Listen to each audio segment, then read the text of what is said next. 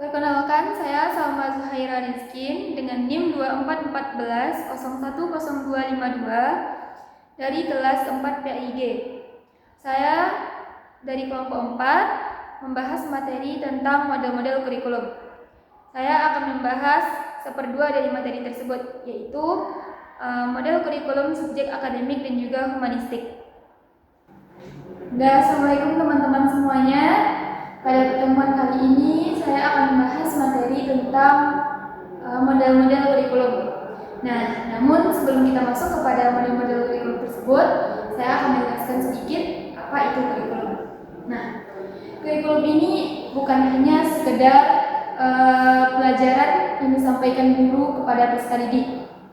Bukan hanya pembelajaran yang dilakukan di dalam kelas saja, tapi kurikulum ini adalah keseluruhan program dan juga pengalaman peserta didik yang dirancang oleh sekolah untuk membantu peserta didik dalam mencapai tujuan pendidikannya.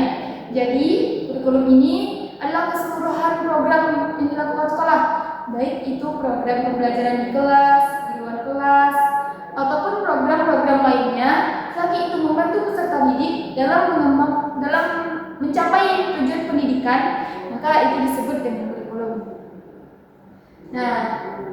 Untuk mencapai tujuan pendidikan ini, kurikulum memiliki beberapa model yang bisa digunakan.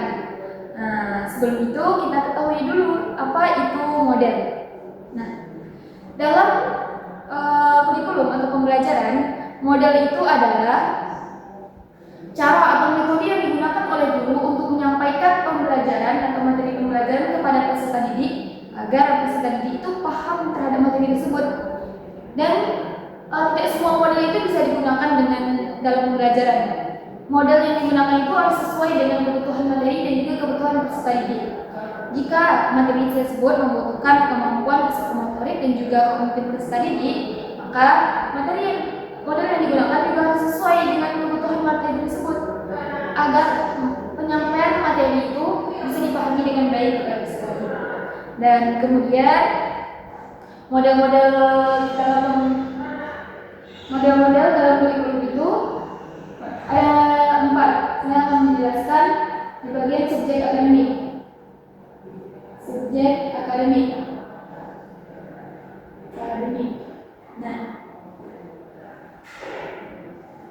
Subjek akademik seperti namanya, subjek akademik ini dia lebih berfokus kepada pengetahuan intelektual. Jadi peserta didik ini dibentuk untuk ditekankan kepada pengetahuan dan juga pendisiplinan ilmunya. Pada subjek akademik ini, peserta didik itu diminta untuk penyampaian pendalaman materi terhadap pembelajaran. Pada subjek akademik ini, dia menekankan kepada ilmu pengetahuan. Tujuan pembelajarannya itu berfokus kepada materi saja. Jadi guru itu berperan penting sebagai sumber belajarnya. Jadi nanti guru itu menjelaskan kepada peserta didik terkait materi-materi yang ingin dipelajari. Kemudian peserta didik hanya mendengarkan atau dilatih melalui kemampuan intelektual saja, tidak terlalu dilatih dengan kemampuan keterampilannya. Pada subjek akademik ini kekurangannya yaitu sumber pembelajaran itu hanya berasal dari guru saja, jadi tidak melibatkan peserta didik itu secara aktif. Lalu pembelajaran itu lebih sering membosankan karena belajar itu tidak ada timbal baliknya. Pembelajaran hanya disampaikan oleh guru, lalu kemudian murid mendengarkan atau mencatat, lalu menghafalnya. Kemudian pada subjek akademik ini kekurangannya juga peserta didik itu dituntut untuk sering membaca, menghafal lalu mendengarkan. Kemudian kelebihan dari model ini, materi yang dipelajari itu secara bertahap. Jadi peserta didik itu mempelajari materi mulai dari yang mudah lalu lanjut kepada yang sulit. Dan kemudian untuk hasil evaluasinya itu hanya melalui tes dan juga hasil ujian. Jadi guru itu dimudahkan dalam evaluasi pembelajaran. Yang kedua yaitu berarti yang subjek materi.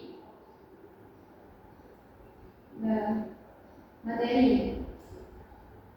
Dan yang kedua ada model humanistik.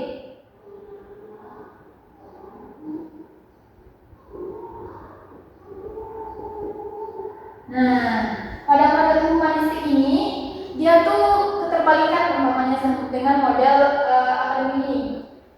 Kenapa?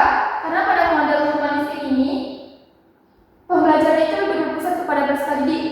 Jadi jika subjek akademik ini pembelajaran hanya bersumber dari guru, sedangkan pada humanistik ini dia dari segi apapun. Jadi tujuannya yaitu untuk mengembangkan potensi peserta didik, baik itu dari segi emosionalnya, segi intelektualnya, segi sosialnya, dan maupun dari segi spiritual peserta didik.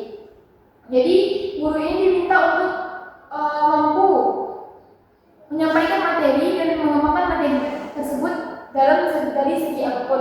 Jadi peserta didik ini nanti mereka bebas untuk berpikir dan menyampaikan argumennya. Dia bebas memilih dia mau sukanya di mana, keinginannya di mana. Jadi di sini dalam humanistik ini dia bersifat bebas, tidak menuntut peserta didik ini harus pandai pendalaman materi saja, harus begini tidak. Kalau di humanistik ini dia lebih sifatnya bebas, jadi peserta didik itu bebas memilih dia ingin kemana. Dia di sini di humanistik ini dia dapat melatih kemampuan berpikir kritisnya, kemampuan dia bersosial dengan teman-temannya, kemampuan bagaimana dia berpikir dalam penyelesaian masalah. Nah, dalam model humanistik ini bisa digunakan juga pembelajaran, contohnya pembelajaran PBL. Jadi nanti guru bisa membentuk beberapa kelompok. Nah, di kelompok tersebut nanti diberikan suatu masalah, lalu dari situlah mereka mendiskusikan, bisa mereka berpendapat, mengeluarkan inspirasi mereka terhadap permasalahan tersebut. Nah, disitulah terdapat nilai-nilai sosial, nilai-nilai kritis, bagaimana cara dia mengeluarkan pendapatnya, kemudian bagaimana cara dia untuk menyelesaikan suatu masalah. Dan pada model humanistik ini, peserta didik itu dia kelebihannya menjadikan peserta didik itu lebih percaya diri karena dia bebas memilih kemana dia akan apa yang dia sukai, pembelajaran seperti apa, metode yang seperti apa. Jadi tapi kekurangannya dalam metode ini, model ini yaitu guru itu dituntut benar-benar kompeten, benar-benar harus tahu bagaimana jalannya materi ini, bagaimana dia mengatur peserta didik ini bisa terarah kemana dia ingin belajar. Dan jadi pada model humanistik ini dia lebih berfokus kepada potensi peserta didik.